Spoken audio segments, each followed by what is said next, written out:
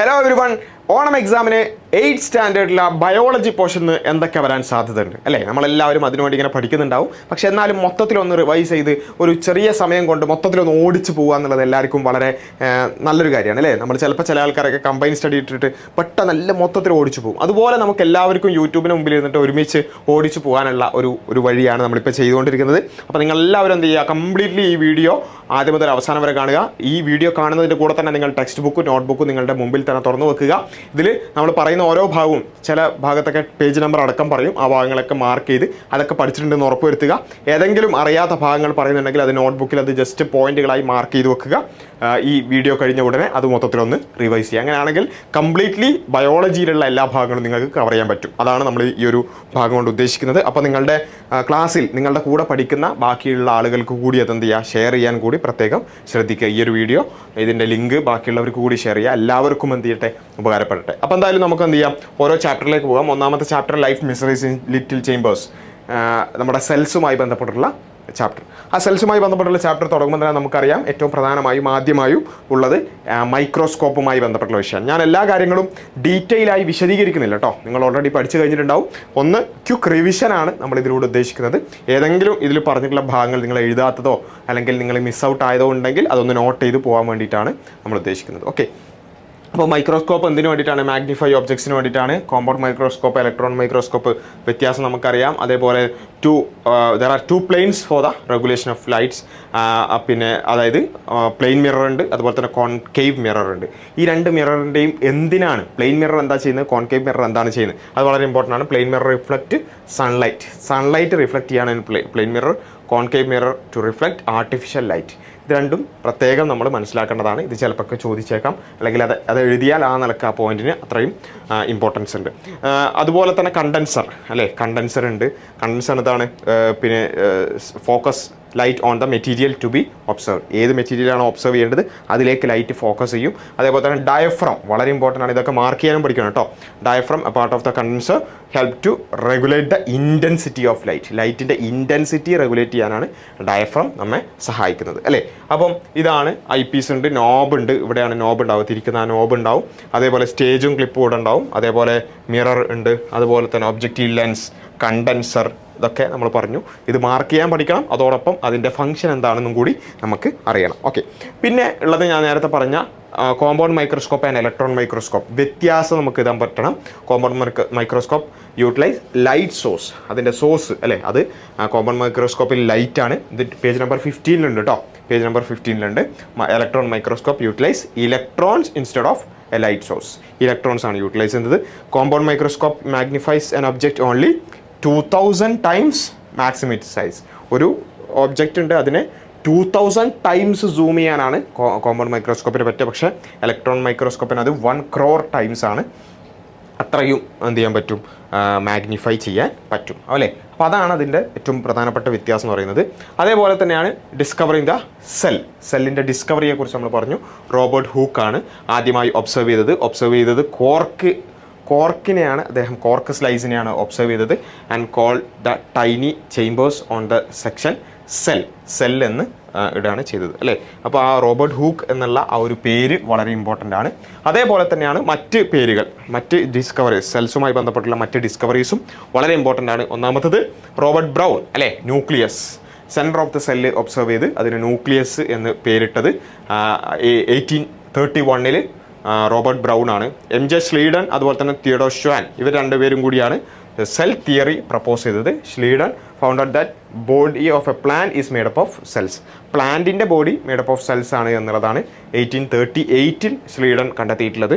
Schwann ആണെങ്കിൽ 1839 തൊട്ടടുത്ത വർഷം എന്ത് ചെയ്തു, founded that body of animals is also made up of cells. അപ്പോൾ പ്ലാന്റും ആനിമലുമായി 1838 1839 ആയി അതും സംഭവിച്ചു. പിന്നെ നമുക്കറിയാം റുഡോൾഫ് വിർഷോ നമ്മുടെ സെൽ തിയറി മോഡിഫൈ ചെയ്ത ആളാണ്. Observe dividing cells and inferred that new cells arise from pre existing cells. 1858 അദ്ദേഹം എന്ത് ചെയ്തിട്ടുള്ളത് ഓംനിസ് സെല്ലുലെ ഈ സെല്ലുലെ എന്ന് പറയുന്ന all cells arise from pre existing cells എന്ന് പറയുന്ന ആ ഒരു സെൽ തിയറിയുടെ മോഡിഫിക്കേഷനിലേക്ക് എത്തുന്നത്. അടുത്തതായി നമുക്ക് കാണാൻ സാധിക്കുന്നത് പേജ് നമ്പർ 12 നമുക്ക് കാണാം സെൽ തിയറി അല്ലേ. സെൽ തിയറി അതിൻ്റെ പോസ്റ്റുലേറ്റ്സ് എന്തൊക്കെയാണെന്നുള്ളത് കോശ സിദ്ധാന്തം അവിടെ നമുക്ക് കാണാൻ പറ്റും. Formulated by M.J. Schleiden and Theodor Schwann. അതിൻ്റെ പിന്നെ പോസ്റ്റുലേറ്റ്സ് എന്തൊക്കെയാണ്, കൺസെപ്റ്റ്സ് എന്തൊക്കെയാണ്? Body of all organisms is made up of cells. എല്ലാ ഓർഗാനിസംസിൻ്റെയും ബോഡി ഉണ്ടാക്കിയിട്ടുള്ളത് സെൽസ് കൊണ്ടാണ്. Cells are the structural and functional units of organisms. അപ്പോൾ ഈ രണ്ട് കൺസെപ്റ്റ്സ് ആണ് അതിലുള്ളത്. അത് ആണ് നമ്മൾ നേരത്തെ പറഞ്ഞ സെൽ തിയറി എന്ന് പറയുന്നത്. Scientist who made remarkable contributions in the cell biology are given below. Who among the propose cell theory ഏതൊക്കെയായിരിക്കും? നമുക്കറിയാം, റോബർട്ട് ഹൂക്ക് അല്ല, റുഡോൾഫ് വിർഷോ അല്ല, Schleiden and Schwann. 3 and 4 is the correct answer അല്ലേ. സ്ലീഡനും ഷ്വാനും കൂടിയാണ് അല്ലേ. പിന്നെ ഉള്ളതാണ് ഫങ്ഷൻസ് ഓഫ് സെൽസ്, കോശത്തിലെ ജീവധർമ്മങ്ങൾ. ഒരു പിന്നെ സെല്ലിൻ്റെ ഫങ്ഷൻസ് പേജ് നമ്പർ 12 തന്നെ നമുക്ക് കാണാൻ പറ്റും. റെസിസ്റ്റ് പിന്നെ foreign particles, synthesise biomolecules, release energy from nutrients. ഈ കാര്യങ്ങളാണ് പ്രധാനമായും സെൽസിൻ്റെ ഫങ്ഷൻസ് ആയിട്ട് നമുക്ക് കാണാൻ പറ്റുന്ന. അന്യവസ്തുക്കളെ പ്രതിരോധിക്കുന്നു, പോഷകങ്ങളിൽ നിന്നും ഊർജ്ജം സ്വതന്ത്രമാക്കുന്നു, ജൈവ തന്മാത്രകൾ നിർമ്മിക്കുന്നു. ഈ ജീവധർമ്മങ്ങൾ ഇത് ചിലപ്പോൾ ഒക്കെ എന്ത് ചെയ്യാറുണ്ട്, ബ്ലാങ്ക് ഇട്ട് കൊടുത്തിട്ടുണ്ട്. അപ്പോൾ ഈ ഭാഗം ബ്ലാങ്ക് ഇട്ടിട്ട് അത് ഫില്ല് ചെയ്യാൻ എന്ന രൂപത്തിലൊക്കെ ചോദ്യങ്ങളൊക്കെ വന്നിട്ടുണ്ട്.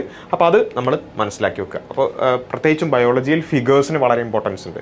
പേജ് നമ്പർ 12 തന്നെ പ്ലാൻ സെൽ ഉണ്ട്. പ്ലാൻ സെല്ലിൻ്റെ ആ ഒരു ചിത്രം കണ്ടാൽ അത് ഐഡൻറ്റിഫൈ ചെയ്യാൻ പറ്റണം.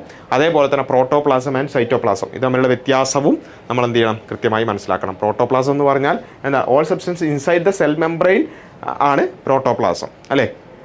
പിന്നെ സെൽ മെംബ്രെയിൻ്റെ ഉള്ളിലുള്ള ന്യൂക്ലിയസ് അടക്കമുള്ള എല്ലാം പ്രോട്ടോപ്ലാസാണ്. പക്ഷേ പ്രോട്ടോപ്ലാസം മൈനസ് ന്യൂക്ലിയസ് ആണ് സൈറ്റോപ്ലാസം പറയുന്നത്.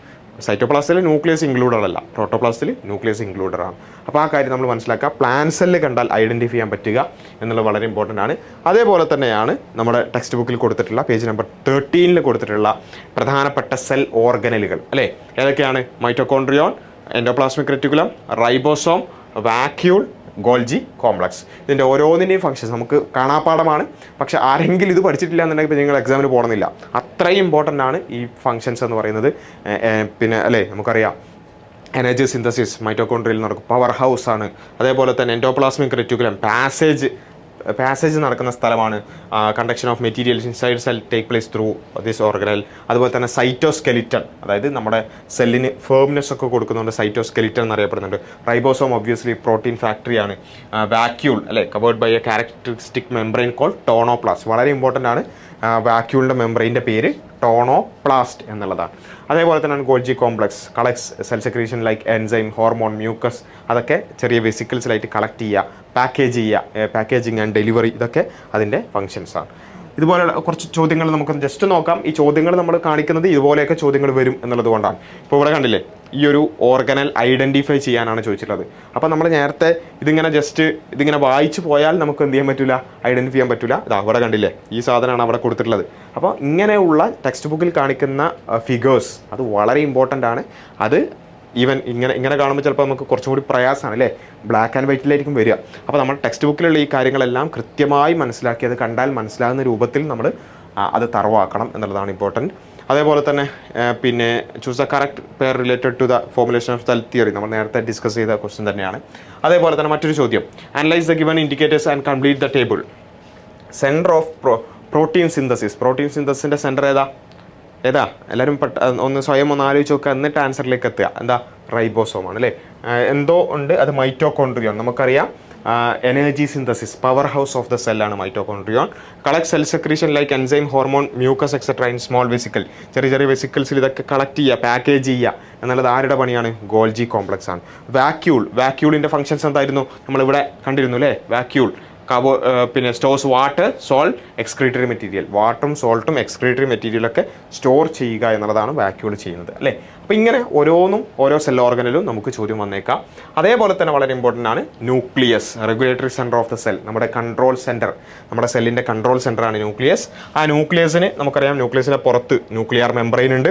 ന്യൂക്ലിയർ മെംബ്രെയിൻ്റെ ഉള്ളിൽ ഈ സെല്ലിൻ്റെ ഉള്ളിൽ സൈറ്റോപ്ലാസം ഉള്ളതുപോലെ ന്യൂക്ലിയസിൻ്റെ ഉള്ളിൽ ന്യൂക്ലിയോപ്ലാസം ഉണ്ട്. അതേപോലെ തന്നെ പിന്നെ നെറ്റ്വർക്ക് ആയിട്ട് കാണുന്ന ന്യൂക്ലിയോപ്ലാസത്തിലുള്ള കുറേ നെറ്റ്വർക്കായിട്ട് കാണുന്നതാണ് ക്രൊമാറ്റിൻ റെറ്റിക്കുലം എന്ന് പറയുന്നത്. അതേപോലെ തന്നെ ചെറിയ ചെറിയ പോറുകളുണ്ട്, ന്യൂക്ലിയർ പോർ. അതേപോലെ തന്നെ ന്യൂക്ലിയോലസ് എന്ന് പറയുന്നത് ഈ ന്യൂക്ലിയസിനകത്തൊരു സ്ഫെറിക്കൽ ബോഡി ഉണ്ട്, അതാണ് nucleolus.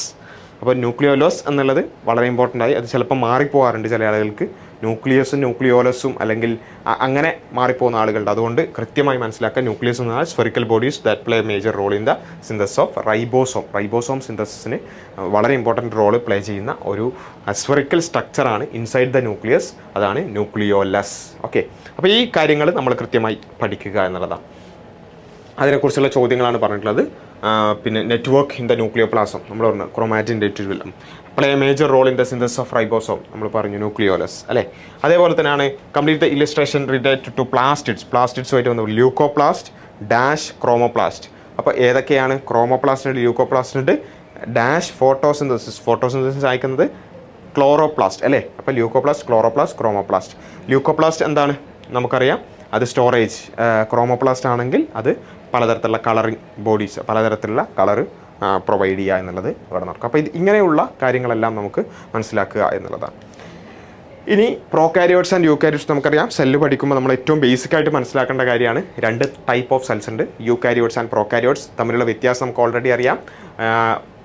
Eukaryote, U means true ആയിട്ടുള്ള സെൽസ്, ട്രൂ ആയിട്ടുള്ള ന്യൂക്ലിയസ് ഉള്ള സെൽസ്. കാരിയോൺ മീൻസ് ന്യൂക്ലിയസ് അല്ലേ. യു മീൻസ് ട്രൂ ന്യൂക്ലിയസ്, അതാണ് യൂകാരിയോട്സ്. എന്നാൽ പ്രോ മീൻസ് പ്രിമിറ്റീവ്, വളരെ ഡെവലപ്ഡ് അല്ലാത്തത്, അതാണ് പ്രോ എന്നുള്ളത് കൊണ്ട് ലാറ്റിനിൽ ഉപയോഗിക്കുന്നത്. അപ്പോൾ പ്രോ കാരിയോട്സ് മീൻസ് ഡെവലപ്ഡ് അല്ലാത്ത ന്യൂക്ലിയസിനെയാണ് പ്രോ കാരിയോട്സ് എന്ന് പറയുന്നത് അല്ലേ. അപ്പോൾ ഒരു ഡെവലപ്ഡ് അല്ലാത്ത ന്യൂക്ലിയസ് ഉള്ള, ന്യൂക്ലിയർ മെമ്പറൈനൊന്നും ഇല്ലാത്ത അത്തരത്തിലുള്ള ന്യൂക്ലിയസ് ഉള്ള സെല്ലുകളെയാണ് നമ്മൾ എന്ത് പറയുക, പ്രോ കാരിയോട്സ് എന്ന് പറയാം. വളരെ ട്രൂ ആയിട്ടുള്ള ന്യൂക്ലിയർ മെമ്പറൈനൊക്കെ ഉള്ള ന്യൂക്ലിയസിനെയാണ് നമ്മൾ, ന്യൂക്ലിയസ് ഉള്ള സെല്ലുകളെയാണ് നമ്മൾ യൂകാരിയോട്സ് എന്ന് പറയാം. ആ വ്യത്യാസം നമ്മൾ മനസ്സിലാക്കുക. അതിൻ്റെ എക്സാമ്പിൾസ് ഒക്കെ കൊടുത്തിട്ടുണ്ട് page number 16. Okay, page number 16 അത് നമ്മൾ റെഫർ ചെയ്യാം. പിന്നെ ഉള്ളത് പ്ലാസ്റ്റിഡ്സ് ആണ്. പേജ് നമ്പർ 17 നമ്മൾ ഓൾറെഡി ഡിസ്കസ് ചെയ്തുകൊണ്ട് ഇതിലേക്ക് പോകുന്നില്ല. ക്രോമോപ്ലാസ്റ്റ്, ക്ലോറോപ്ലാസ്റ്റ് ആൻഡ് ല്യൂക്കോപ്ലാസ്റ്റ്, അതിൻ്റെ ഓരോന്നിൻ്റെയും പിഗ്മെൻറ്റ് അടുക്കള എന്ത് ചെയ്തിട്ടുണ്ട് പേജ് നമ്പർ 17 നമ്മൾ പറഞ്ഞിട്ടുണ്ട്. നിങ്ങൾക്ക് ഏതെങ്കിലും ഭാഗങ്ങൾ നിങ്ങൾക്ക് ക്ലിയർ അല്ല എന്നുണ്ടെങ്കിൽ നിങ്ങൾ ജസ്റ്റ് പോസ് ചെയ്ത് ആ പോയിന്റുകൾ നിങ്ങൾ നോട്ട് ഡൗൺ ചെയ്ത് തന്നെ പോകട്ടോ. എല്ലാവരും എല്ലാം ഒരേപോലെ പഠിച്ചിട്ടുണ്ടാവില്ല എന്നുള്ളത് കൊണ്ടാണ് അങ്ങനെ പറയുന്നത്. ഒന്ന് ജസ്റ്റ് ഈ വീഡിയോ പോസ് ചെയ്യുക. നിങ്ങൾ നോട്ട് ചെയ്തിട്ടില്ലാത്ത അല്ലെങ്കിൽ നിങ്ങൾ ശ്രദ്ധിച്ചിട്ടില്ലാത്ത പോയിന്റുകൾ നോട്ട് ചെയ്ത് തന്നെ പോവുക. ഓക്കെ, അതേപോലെ തന്നെയാണ് ആനിമൽ സെൽ കണ്ടാൽ മനസ്സിലാവണം. ലൈസോസോമും സെൻട്രോസോമും, ഇത് രണ്ടും ആനിമൽ സെൽസിലുള്ള എന്നാൽ പ്ലാന്റ് സെൽസിൽ ഇല്ലാത്ത 2 സ്ട്രക്ചേഴ്സാണ്. പേജ് നമ്പർ 18 നമുക്കത് കാണാൻ പറ്റും. അതേപോലെ തന്നെയാണ് കോമൺ ആയിട്ടുള്ളത് ഏത്, പ്ലാന്റ് സെല്ലിൽ മാത്രം കാണുന്നത് ഏത്, ആനിമൽ സെല്ലിൽ മാത്രം കാണുന്നത് ഏത്, ഇത് നമ്മൾ മനസ്സിലാക്കണം. ആ സെല്ലിൻ്റെ ഓരോ പാർട്സും അത് ഓരോന്നിലും ഏത് രൂപത്തിലാണുള്ളത് എന്നുള്ളത് നമ്മൾ മനസ്സിലാക്കണം അല്ലേ. അപ്പോൾ സെൽ വാൾ എല്ലാത്തിലും ഉണ്ടോ, കോമൺ ആണോ, അല്ല പ്ലാന്റ് സെൽസിൽ മാത്രമാണോ? യെസ്, പ്ലാന്റ് സെൽസിൽ മാത്രമാണ് സെൽ വാൾ. ഇങ്ങനെയാണത് ഇത് കേട്ടോ. റൈബോസോം എന്തിലും കാണാൻ പറ്റും, കോമൺ ഫോർ ബോത്ത്, രണ്ടിലും കാണാൻ പറ്റും. അതേപോലെ ക്ലോറോപ്ലാസ്റ്റ് നമുക്ക് പ്ലാന്റ് സെൽസിലേ കാണാൻ പറ്റുള്ളൂ അല്ലേ. ക്ലോറോപ്ലാസ്റ്റ്.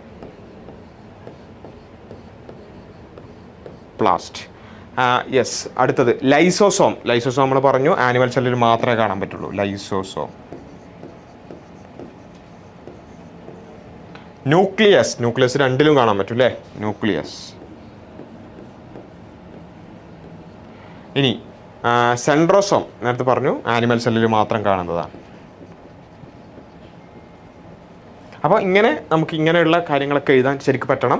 പ്ലാന്റ് സെൽസിൽ മാത്രമുള്ളത് കാര്യങ്ങൾ ഇവിടെ വരും, ആനിമൽ സെല്ലിൽ മാത്രമുള്ളത് ഇവിടെ വരും, രണ്ടിലും കൂടിയുള്ളത് ഇത് രണ്ടും കൂടിയ സ്ഥലത്തും വരും. അങ്ങനെയാണ് നമുക്ക് ഇതൊക്കെ എഴുതാൻ പറ്റേണ്ടത്. ഓക്കെ, അപ്പോൾ ഈ രൂപത്തിൽ നമ്മൾ പേജ് നമ്പർ 18 അത് കൊടുത്തിട്ടുണ്ട്, അത് നമ്മൾ മനസ്സിലാക്കുക. ഓക്കെ, ഇനി അടുത്ത ഒരു ചാപ്റ്ററിലേക്ക് നമ്മൾ പോകണം. ഒന്നാമത്തെ ചാപ്റ്റർ മൊത്തത്തിലൊന്ന് വളരെ ക്വിക്കായി നമ്മൾ റിവൈസ് ചെയ്തു. ഒരുപാട് പോയിന്റുകൾ നമ്മൾ പിന്നെ വളരെ പെട്ടെന്ന് പറഞ്ഞു പോയിട്ടുണ്ട്. നിങ്ങൾക്ക് ഏതെങ്കിലും അറിയാത്തതോ അല്ലെങ്കിൽ നിങ്ങൾ പഠിച്ചിട്ടില്ലാത്തതോ ഉണ്ടെന്നുണ്ടെങ്കിൽ നമ്മൾ പേജ് നമ്പർ അടക്കം പറഞ്ഞിട്ട് ആ ഭാഗത്ത് പോയി അത് കൃത്യമായി പഠിച്ച് തന്നെ മുന്നോട്ട് പോകാം. അടുത്ത നമ്മൾ സെൽ ക്ലസ്റ്റേഴ്സ് അല്ലേ. ഇതൊരു സെല്ല് മാത്രമാണ് പറഞ്ഞത്. ഇനി കുറച്ച് സെല്ലുകൾ കൂടി ചേർന്നാൽ എന്താവും എന്നുള്ളത് നോക്കാം അല്ലേ. എന്താണ് സെൽ ക്ലസ്റ്റേഴ്സ് അല്ലെങ്കിൽ ടിഷ്യൂസ്, എങ്ങനെയാണ് ഉണ്ടാവുക? സ്പെസിഫിക് ഫംഗ്ഷന് വേണ്ടി ഒന്നിലേറെ സെൽസ് ഒരുപോലെയുള്ളതോ അല്ലാത്തതോ ഒക്കെ ആയിട്ടുള്ള similar cells along with cell products. അതിൻ്റെ പിന്നെ പ്രൊട്ടക്ഷനാണ് എപ്പിത്തീലിയൽ ടിഷ്യൂസിൻ്റെ പ്രധാന function. Connective tissue, movement and locomotion muscular tissue, neural അല്ലെങ്കിൽ നെർവസ് സിസ്റ്റത്തിൻ്റെത്, നെർവസ് ടിഷ്യൂസിൻ്റെത് ട്രാൻസ്മിഷൻ ഓഫ് സിഗ്നൽസ്. ഓക്കെ, അടുത്തത് നമുക്ക് ഓരോന്നായി നമ്മൾ നോക്കുകയാണെങ്കിൽ എപ്പിത്തീലിയൽ ടിഷ്യൂസ്, അവിടെ ഏറ്റവും പ്രധാനമായിട്ട് കവറിങ് ആൻഡ് പ്രൊട്ടക്ഷൻ അതാണ് അവിടെ പ്രധാനമായിട്ട് നടക്കുന്നത്. കണക്റ്റീവ് ടിഷ്യൂലാണെന്നുണ്ടെങ്കിൽ കണക്ട്സ് അല്ലേ, അതിൻ്റെ എക്സാമ്പിൾസ് വളരെ ഇമ്പോർട്ടൻ്റ് ആണ്. Brown, cartilage, fibrous tissue, blood, ഇങ്ങനെയുള്ള പലതരത്തിലുള്ള കണക്റ്റീവ് ടിഷ്യൂസ് ഉണ്ട്. അത് നമ്മൾ എന്ത് ചെയ്യുക, കൃത്യമായി മനസ്സിലാക്കുക. ഓക്കെ, അപ്പോൾ nervous tissue control and coordinate അല്ലേ, കൺട്രോളിങ് ആൻഡ് കോർഡിനേഷനാണ് നെർവസ് ടിഷ്യൂവിൽ ഏറ്റവും പ്രധാനമായിട്ടുള്ളത്. Respond identify the changes inside and outside the body, നമ്മുടെ ബോഡിയുടെ ഉള്ളിലും പുറത്തിലൊക്കെ ഉള്ള ചേഞ്ചസ് മനസ്സിലാക്കി റെസ്പോണ്ട് ചെയ്യാനുള്ള കഴിവ്, അതാണ് ഏറ്റവും പ്രധാനമായും അതിന് നമ്മളെ സഹായിക്കുക അല്ലെങ്കിൽ ഇനേബിൾ ചെയ്യുക എന്നുള്ളതാണ് നെർവസ് ടിഷ്യൂ. മസ്കുലർ ടിഷ്യൂ എന്ന് പറഞ്ഞാൽ consist of cells that can contract and regain its original state. Contract ചെയ്ത് റീഗെയിൻ ചെയ്യാൻ പറ്റുന്ന അത്തരത്തിലുള്ള ടിഷ്യൂസാണ് muscular tissue. Enable movement of the body, നമ്മുടെ ബോഡിയുടെ മൂവ്മെൻറ്റ്, എല്ലാ തരത്തിലുള്ള മൂവ്മെൻറ്റുകളും പോസിബിൾ ആക്കുന്നത് മസ്കുലർ ടിഷ്യൂ ആണ് അല്ലേ. അപ്പോൾ ആ 4 ടൈപ്പ് ടിഷ്യൂസ് നമ്മളിപ്പോൾ പറഞ്ഞു. എപ്പിത്തീലിയൽ, കണക്റ്റീവ്, നെർവസ്, മസ്കുലാർ, അത് നമ്മൾ കൃത്യമായിട്ട് മനസ്സിലാക്കണം. അതേപോലെ തന്നെ കണക്റ്റീവ് ടിഷ്യൂവിൽ ടെൻഡൻ, മസിൽ ടു ബോൺ, മസിലിനെയും ബോണിനെയും തമ്മിൽ കണക്ട് ചെയ്യും. Ligament bone together, bone to bone. Tendon, muscle to bone, ligament bone to bone. Tendon, muscle to bone, ligament bone to bone, അത് നമ്മൾ കൃത്യമായിട്ട് മനസ്സിലാക്കുക. ബോൺ ആൻഡ് കാർട്ടിലേജ്, ബ്ലഡ് എന്ന് പറഞ്ഞാൽ ഫ്ലൂയിഡ് കണക്റ്റീവ് ടിഷ്യൂ ആണ്. ഇതൊക്കെ നമ്മൾ മനസ്സിലാക്കിയിട്ടുണ്ട്. ഇനി പ്ലാന്റ് ടിഷ്യൂസിലാണെന്നുണ്ടെങ്കിൽ different type of plant tissues are formed from meristematic cells. Meristematic എന്ന് പറഞ്ഞാൽ ഡിവൈഡിങ് സെൽസ്. അതൊക്കെ നിങ്ങൾക്ക് അറിയാമെന്നുള്ള നിലക്കാണ് പെട്ടെന്ന് പോകുന്നത്. അറിയാത്തതുണ്ടെങ്കിൽ ആ ഭാഗത്ത് ടെക്സ്റ്റ് ബുക്കിൽ പോയി അത് മാർക്ക് ചെയ്ത് തന്നെ പഠിച്ചു പോകാം. അതേപോലെ തന്നെ മെരിസ്റ്റമാറ്റിക് ഡിവൈഡിങ്, പെർമനൻ്റ് എന്ന് പറഞ്ഞാൽ ഡിവൈഡ് ചെയ്യാത്തത് അല്ലേ. പെർമനൻറ്റിൽ തന്നെ സിമ്പിൾ ഉണ്ടാവും, കോംപ്ലക്സ് ഉണ്ടാവും. സിമ്പിളിൻ്റെ എക്സാമ്പിൾസ് ആണ് പാരൻകൈമ, കോളൻകൈമ, സ്ക്ലീറൻകൈമ അല്ലേ. കോംപ്ലക്സിൻ്റെ എക്സാമ്പിൾസ് ആണ് സൈലം, ഫ്ലോയം. അപ്പം ഇത് മൂന്നും എന്താണ്, സിമ്പിളാണ്. സിമ്പിൾ പ്ലാന്റ് ടിഷ്യൂസ് ആണ്, സിമ്പിൾ പെർമനൻറ്റ് ടിഷ്യൂസ് ആണ്. ഇത് കോംപ്ലക്സ് പെർമനൻറ്റ് ടിഷ്യൂസ് ആണ്, സൈലം ആൻഡ് ഫ്ലോയം. എന്തേ ഉള്ളൂ, കാരണം സിമ്പിളും പിന്നെ കോംപ്ലക്സും തമ്മിലുള്ള വ്യത്യാസം എന്താ? പാരൻകൈമ പറഞ്ഞാൽ എല്ലാ സെൽസും പാരൻകൈമാറ്റിക് സെൽസ് ആയിരിക്കും, എല്ലാ സെൽസും ഒരേ ടൈപ്പ് സെൽസ് ആയിരിക്കും. മനസ്സിലായോ? കോളൻകൈമ എന്ന് പറഞ്ഞാൽ എല്ലാ സെൽസും കോളൻകൈമാറ്റസ്, ആ കോർണറിൽ തിക്കനിങ് ഉള്ള തരത്തിലുള്ള സെൽസ് ആയിരിക്കും എല്ലാം അല്ലേ. കോർണറിൽ ഇങ്ങനെ തിക്കനിങ് ഉണ്ടാവും എല്ലാത്തിനും. അപ്പോൾ ആ രൂപത്തിലായിരിക്കും ഉണ്ടാവുക. എല്ലാ സെൽസും ഒരേപോലെ ഉള്ളതായിരിക്കും. സൈലം, ഫ്ലോയം എന്ന് പറഞ്ഞാൽ complex permanent tissues. Complex permanent tissues എന്ന് പറഞ്ഞാൽ അതിലെന്തുണ്ടാവും, സൈലം വെസൽ, സൈലം പാരൻകൈമ അല്ലേ, അങ്ങനെ ട്രക്കീഡ് വെസൽ എന്നൊക്കെ പറഞ്ഞിട്ട് ആ രൂപത്തിൽ പലതരത്തിലുള്ള സെല്ലുകൾ കൂടിച്ചേർന്നതായതുകൊണ്ടാണ് കോംപ്ലക്സ് ആകുന്നത്. ഇത് ഒറ്റ ടൈപ്പ് സെൽസ് ആയതുകൊണ്ടാണ് ഇത് സിമ്പിൾ ആകുന്നത്. മനസ്സിലായോ? അപ്പോൾ ആ രൂപത്തിൽ അത് നമ്മൾ കൃത്യമായിട്ട് മനസ്സിലാക്കുക. ഓക്കെ, പിന്നെ നമ്മൾ പ്ലാന്റിൻ്റെ ടിഷ്യൂസിലേക്ക് വരുമ്പം അല്ലെങ്കിൽ അതിൻ്റെ കോളൻകൈമ, പാരൻകൈമ, സ്ക്ലീറൻകൈമ ഇതൊക്കെ എവിടെയാണ് ഉണ്ടാവുക നമ്മൾ പഠിച്ചു. പ്ലാന്റ് ടിഷ്യൂസ് അല്ലേ, മെരിസ്റ്റമാറ്റിക് ഡിവൈഡിങ് ആണ്, പെർമനൻറ്റ് നോൺ ഡിവൈഡിങ് ആണ് എന്നുള്ളത് നമ്മൾ മനസ്സിലാക്കി. അതേപോലെ തന്നെ മെരിസ്റ്റമാറ്റിക്കും മെച്വർ പ്ലാന്റ് സെൽസ്, അതായത് പെർമനൻറ്റ് ടിഷ്യൂസും തമ്മിലുള്ള വ്യത്യാസം. മെച്വർ അല്ലെങ്കിൽ പെർമനൻറ്റ് അല്ലേ. ഓക്കെ, പിന്നെ അതിൻ്റെ മെരിസ്റ്റമാറ്റിക് എന്ന് പറഞ്ഞാൽ ലാർജ് ന്യൂക്ലിയസ് ആയിരിക്കും, വലിയ ന്യൂക്ലിയസ് ആയിരിക്കും. പക്ഷേ മെച്വർ ആകുമ്പോൾ സ്മോളർ ന്യൂക്ലിയസ് ആയിരിക്കും. തിൻ പ്രൈമറി വാൾ വളരെ തിന്നായിരിക്കും. തിക്ക് സെക്കൻഡറി വാൾ ആയിരിക്കും നമുക്ക് മെച്വർ സെൽസിലുണ്ടാവുക. സൈറ്റോപ്ലാസം മോർ ആയിരിക്കും എവിടെ, മെരിസ്റ്റമാറ്റിക് ടിഷ്യൂസിൽ. ലെസ് ക്വാണ്ടിറ്റി ആയിരിക്കും നമ്മുടെ മെച്വർ പ്ലാന്റ് സെൽസിൽ അല്ലെങ്കിൽ പെർമനൻറ്റ് ടിഷ്യൂസിൽ. അപ്പോൾ അതാണ് ഉള്ളത്. പിന്നെ പാരൻകൈമ, കോളൻകൈമ, സ്ക്ലീറൻകൈമ, അതിൻ്റെ വ്യത്യാസം നമ്മൾ മനസ്സിലാക്കണം. Parenchyma composed of cells with simplest structure, ഏറ്റവും സിമ്പിളായിട്ടുള്ള സ്ട്രക്ചർ ആയിരിക്കും. Seen soft part of the പ്ലാന്റിൻ്റെ ഏറ്റവും സോഫ്റ്റ് ആയിട്ടുള്ള പാർട്സിലൊക്കെ നമ്മൾ കാണുക പാരൻകൈമയാണ്. Help in photosynthesis and storage of food. ഫോട്ടോസിന്തസിസും സ്റ്റോറേജ് ഓഫ് ഫുഡും ഇതിൻ്റെ ഫംഗ്ഷൻ വളരെ നമ്മൾ കൃത്യമായിട്ട് മനസ്സിലാക്കുക. ഫോട്ടോസിന്തസിസും സ്റ്റോറേജ് ഓഫ് ഫുഡുമാണ്. കോളൻകൈമ എന്ന് പറഞ്ഞാൽ നമ്മൾ പൊതുവെ പറയാറുണ്ട് കോ എന്നാണ് നമ്മൾ കോളൻകൈമ പറയുമ്പോൾ അല്ലേ. കോളൻകൈമ കോർണേഴ്സ് എന്ന് വെച്ചാൽ composed of cells that are thick only at the കോർണേഴ്സിൽ മാത്രം അല്ലേ. Collenchyma corner provide flexibility, support, ഇതാണ് ഫംഗ്ഷൻ. ഫ്ലെക്സിബിലിറ്റിയും സപ്പോർട്ടും പ്രൊവൈഡ് ചെയ്യും. സ്ക്ലീറൻകൈമ എന്ന് പറഞ്ഞാൽ composed of cells that are uniformly thick all over the cell വാളിൽ മൊത്തത്തിൽ തന്നെ തിക്കായിരിക്കും അല്ലേ. മൊത്തത്തിൽ തന്നെ തിക്കായിരിക്കും. കോളൻകൈമ ആണെങ്കിൽ അതിൻ്റെ കോർണേഴ്സിൽ മാത്രമായിരിക്കും തിക്കനിങ് ഉണ്ടാവുക. മനസ്സിലായോ? അതാണ് അതിന് തമ്മിലുള്ള വ്യത്യാസം. Provide strength, support to the plant parts. അതാണ് അതിൽ ഇമ്പോർട്ടൻ്റ് ആയിട്ടുള്ളത്. കോംപ്ലക്സ് പെർമനൻറ്റ് ടിഷ്യൂസിൽ പിന്നെ നമ്മൾ കാണാൻ പറ്റുന്നത് സൈലം ആൻഡ് ഫ്ലോയമാണ്. സൈലം എന്ന് പറഞ്ഞാൽ നമുക്കറിയാം വാട്ടർ ട്രാൻസ്പോർട്ടാണ്. അതിലുള്ള cells tracheid vessel xylem fibres, xylem, parenchyma, അതിൻ്റെ ഓരോന്നിൻ്റെയും ഫങ്ഷൻസ് ഒക്കെ നമ്മൾ പഠിച്ചിട്ടുണ്ട്. അതേപോലെ തന്നെ ഫ്ലോയം ആണെങ്കിൽ അത് ബൈ ഡയറക്ഷണൽ, അങ്ങോട്ടും ഇങ്ങോട്ടും കണ്ടക്ട് ചെയ്യാൻ പറ്റും. അത് ഫുഡ് ട്രാൻസ്പോർട്ടാണ്. അതിലുള്ളത് sieve tube, companion cells, phloem parenchyma, phloem fibres. അപ്പോൾ ആ രൂപത്തിൽ നമ്മൾ മനസ്സിലാക്കുക. പിന്നെ ഈ ടിഷ്യൂസ് കൂടി ചേർന്ന് ഓർഗൻസ് ആകുന്നു, ഓർഗൻ കൂടി ചേർന്ന് ഓർഗൻ സിസ്റ്റം ആകുന്നു, ഓർഗൻ സിസ്റ്റംസ് കൂടി ചേർന്ന് ഓർഗാനിസം ആകുന്നത്. അതാണ് ആ ഒരു കാര്യമാണ് പിന്നെ നമ്മുടെ ടെക്സ്റ്റ് ബുക്കിൽ പിന്നെ ഉള്ളത്. അപ്പോൾ ഈ ഇത്രയും കാര്യങ്ങളാണ് നമുക്ക് മൊത്തത്തിൽ ഈ ഒരു ചാപ്റ്റർ മൊത്തത്തിൽ നോക്കുമ്പോൾ നമുക്ക് മനസ്സിലാവുക. വളരെ പെട്ടെന്ന് അല്ലേ, നമ്മൾ ചിലപ്പോൾ കുറേ ദിവസങ്ങളും ആഴ്ചകളും എടുത്തിട്ട് പഠിച്ച, മാസങ്ങളെടുത്ത് പഠിച്ച കാര്യങ്ങളാണ് നമ്മൾ ചുരുക്കി ഇത്രയും ചെറിയൊരു വീഡിയോയിലേക്ക് നമ്മൾ എന്ത് ചെയ്തിട്ടുള്ളത്, ചുരുക്കിയിട്ടുള്ളത്. അപ്പോൾ സ്വാഭാവികമായിട്ടും ഒരുപാട് അതിൻ്റെ ചില ഭാഗത്ത് നമ്മൾ എക്സ്പ്ലെയിൻ ചെയ്യാതെ പോയിട്ടുണ്ട്. അതൊക്കെ നിങ്ങൾ ഓൾറെഡി പഠിച്ച് കഴിഞ്ഞിട്ടുണ്ടാവും എന്നുള്ള നിലക്കാണ് നമ്മൾ എക്സ്പ്ലെയിൻ ചെയ്യാതെ പോകുന്നത്. അപ്പോൾ ഏതെങ്കിലും ഭാഗത്ത് നിങ്ങൾക്കൊരു കൺഫ്യൂഷൻ ഉണ്ടെങ്കിൽ നിങ്ങൾ ആ ഭാഗം മാത്രം നോട്ട് ചെയ്ത് നിങ്ങൾ അത് കവർ ചെയ്ത് പഠിച്ച് പോകാൻ നോക്കുക. ഓക്കെ, അപ്പോൾ എനിക്കറിയാം കുറച്ച് സ്പീഡ് കൂടുതലാണെന്നുള്ളത്, പക്ഷേ ഒരുപാട് ലെങ്ത്തിൽ ഒരുപാട് ക്ലാസ് എടുക്കുന്നതിലും ചിലപ്പം പഠിക്കുന്ന ആളുകൾക്ക് പ്രത്യേകിച്ചും കുറച്ചും കൂടി ഉപകാരപ്പെടുന്നത് ഇത്തരത്തിലുള്ള കാര്യങ്ങളായിരിക്കും എന്നുള്ള നിലക്കാണ് വളരെ ക്യാപ്സ്യൂളാക്കി ഇത്തരത്തിലുള്ള ഒരു ഭാഗത്ത് നിങ്ങൾ പ്രസൻറ്റ് ചെയ്തിട്ടുള്ളത്. അപ്പോൾ നിങ്ങൾക്കിത് ഉപകാരപ്പെട്ടിട്ടുണ്ടെന്നുണ്ടെങ്കിൽ നിങ്ങളുടെ എല്ലാ ഫ്രണ്ട്സിനും, എക്സാം എഴുതുന്ന എല്ലാ ഫ്രണ്ട്സിനും ഇത് നിങ്ങൾ ഷെയർ ചെയ്യുക. നമ്മുടെ ചാനൽ സബ്സ്ക്രൈബ് ചെയ്യുക, ലൈക്ക് ചെയ്യുക. നമ്മുടെ ചാനലിൽ എക്സാമൊക്കെ കഴിഞ്ഞിട്ട് ഒരുപാട് ക്വിസുകളും മറ്റു കാര്യങ്ങളൊക്കെ വരുന്നുണ്ട്, അതിലൊക്കെ പാർട്ടിസിപ്പേറ്റ് ചെയ്യുക. ഓക്കെ.